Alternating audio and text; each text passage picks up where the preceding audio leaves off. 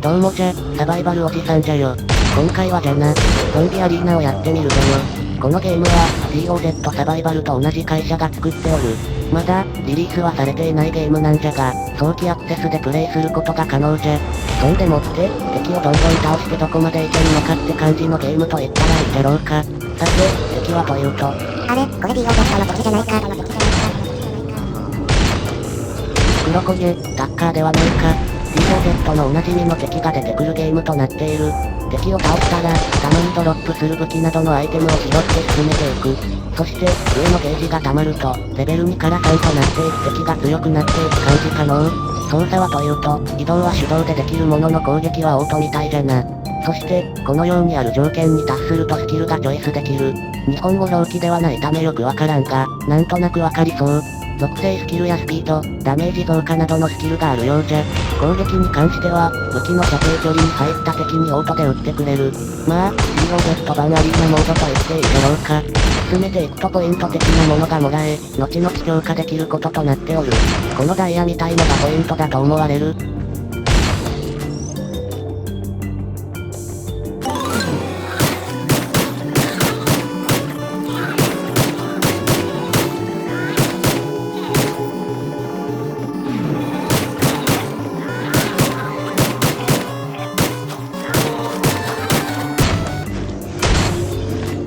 よし、この矢印が出ると次のステージに移動となる。と言っても何が変わったのかよくわからんが、部屋のデザインが変化したのかのう。敵は少しずつ強くなっているのだろうな。現在だと回復アイテムが4つしかない。これも後々増やすことも可能じゃ。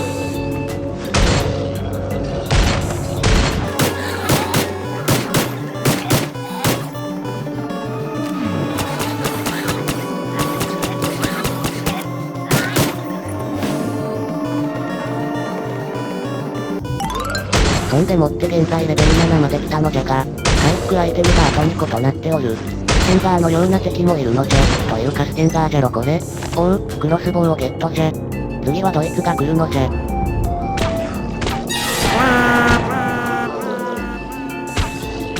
巨大な黒焦げが来やがった。タッカーも湧いて出てくる。なんぞこれ、でかい黒焦げって、わら。まあ、でかいだけで所詮黒焦げか。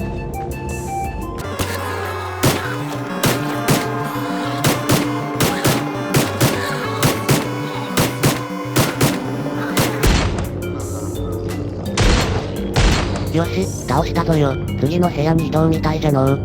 しかし、この黒焦げはでかいのう。もしかしたら、DOZ の今後アップでにこんな黒焦げが出てくるかもしれんな。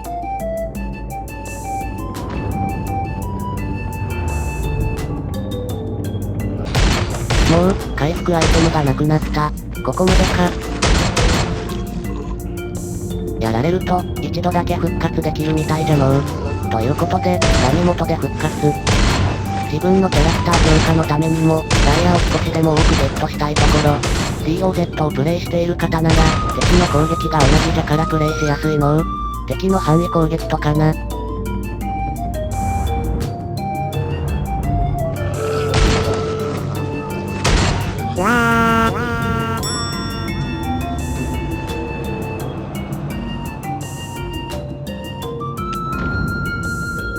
ということでじゃな、これが強化できる画面じゃ。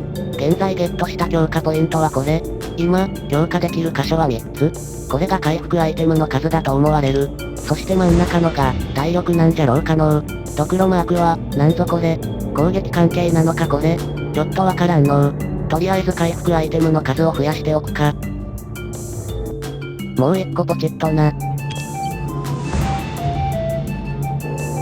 よくわからんがドクロマークもポチッとしておくかのう。ということで今回はゾンビアリーナをやってみたでした。全くもって DOZ キャラクターでのアリーナモードとなっておる。まだ早期アクセスだから、今後どうなっていくのやら。ということで今回はここまでです。興味のある方はやってみてはいかがかのう。それでは次回の動画でお会いしましょう。